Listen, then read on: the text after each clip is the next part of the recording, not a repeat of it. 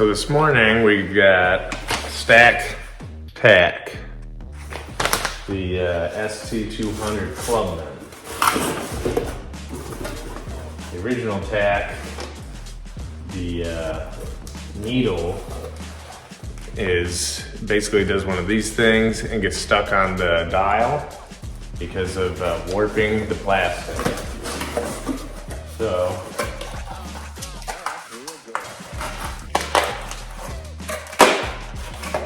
I bought an aftermarket tack. It'll be reliable. This thing is like this stuff.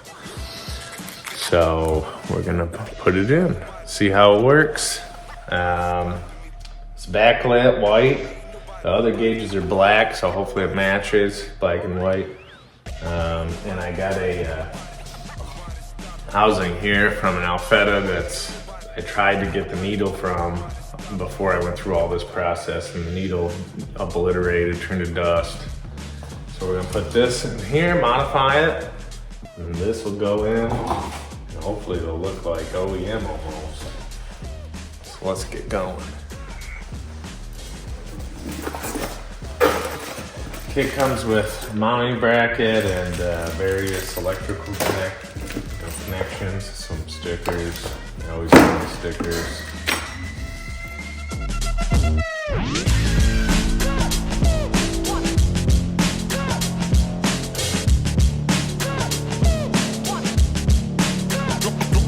Check.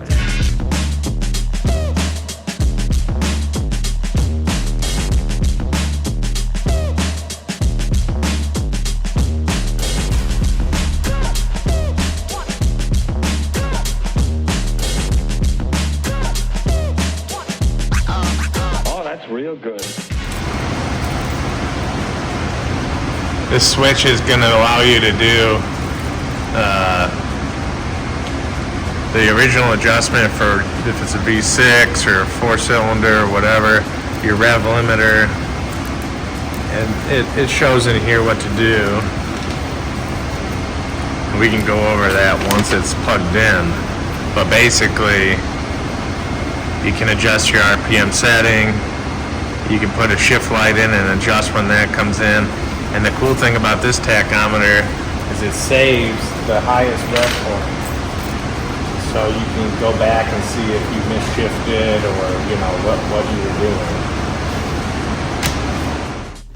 One thing I didn't mention here was that it is backlit with a white LED, and the switch allows you to replay the highest RPM in the last drive cycle in case you might have had a misshift or something along those lines. And then also you can set the shift light with the button too at different RPMs.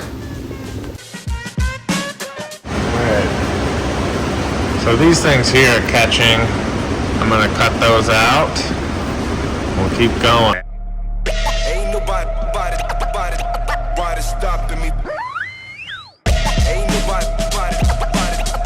stopping me. Ain't nobody stopping me.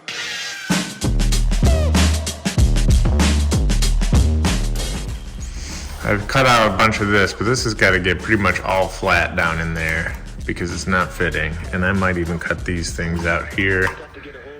It comes with this bracket here. What I'm thinking is set this in there like so. It's got to be angled because that's how these, it's on an angle. So do that, and then I might be able to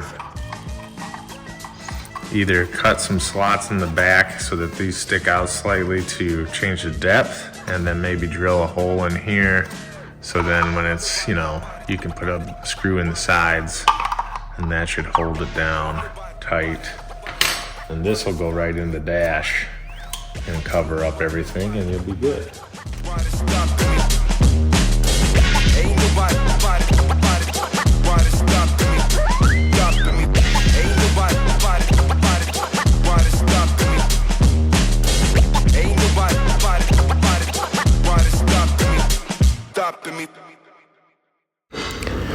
So I fiddle around with this little die grinder. It's not doing anything. Then I go back to chopping with the side cuts, and then I get out the big die grinder with my carbide bits, and then that stuff goes through metal like it's butter. So that seemed to do the trick. Alright, so I took my die grinder and I got this all cleaned up.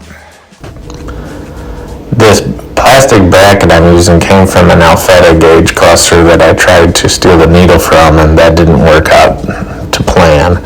Then I bought this tachometer, and I didn't want to make a crazy bracket that looked like it didn't fit the car correctly. So I used this spare parts bin thing I had lying around and made that work.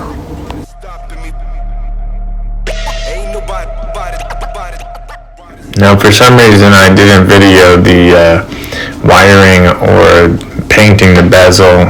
I think, this was a year ago when I filmed this, but I think that this was an incident where my phone ran out of battery. So, there's a few wires you gotta wire in. It's pretty easy. It comes with the instructions. It tells you like what wires need what signals. And then I just bolted it in, and you'll see at the end how it's working with the short video clip of me driving. You've got to get a hold of yourself.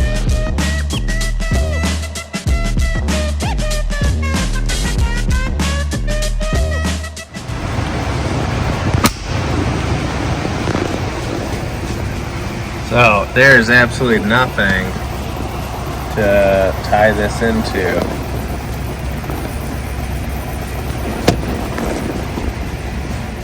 Other than those four corners.